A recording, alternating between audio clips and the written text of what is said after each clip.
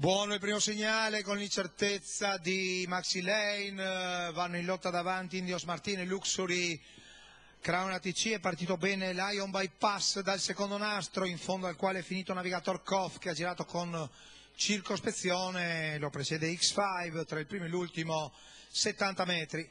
È andata davanti Maddalena Varsori con Luxury, Crown ATC e provvede subito a rallentare il ritmo, 15,3 la girata fra i nastri. Sembra voler venire via Norma Font dalla quarta posizione in corda.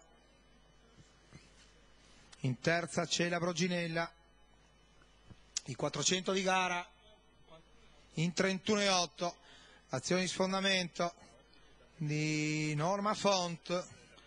Luxury Crown perde qualche lunghezza, si è scatenato in avanti, la linea di Zorzetto fa 15,4 di fronte, guadagna margine dopo 700 metri di gara. Le altre posizioni più o meno restano lì, è andato di fuori anche Maxi Lane, ma intanto Otello Zorzetto e Norma Font arrivano agli 800 di gara in controllo. Ancora 31,4 la frazione, vuol dire fare un giro attorno 800 metri attorno all'1,2 scarsi.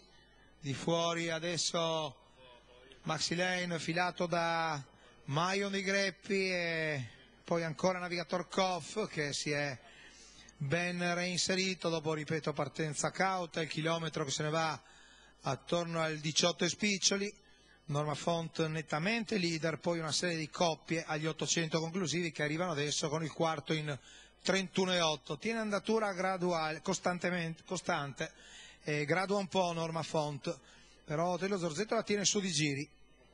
Si va agli ultimi 600, si muove Maion dei Greppi con largo anticipo sugli altri, l'allievo di Nicola Del Rosso a 550, arriva sulla testa della corsa scavalcando Maxi Lane, l'accelerazione della dritta di là,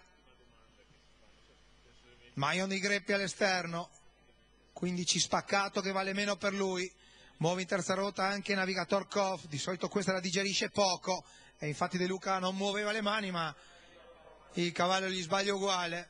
Addirittura arrivo, è passato e va ad isolarsi Maion dei Greppi, gli altri a lottare, sgabbia anche Lion Bypass, sono a ventaglio, non ha spazio lo steccato Luxury Crown. Nel finale Maion dei Greppi vince, notate il particolare del frustino di Nicola Del Rosso, mentre X5 fa l'arrivo fuori dalla pista ed è secondo davanti a Lion Bypass.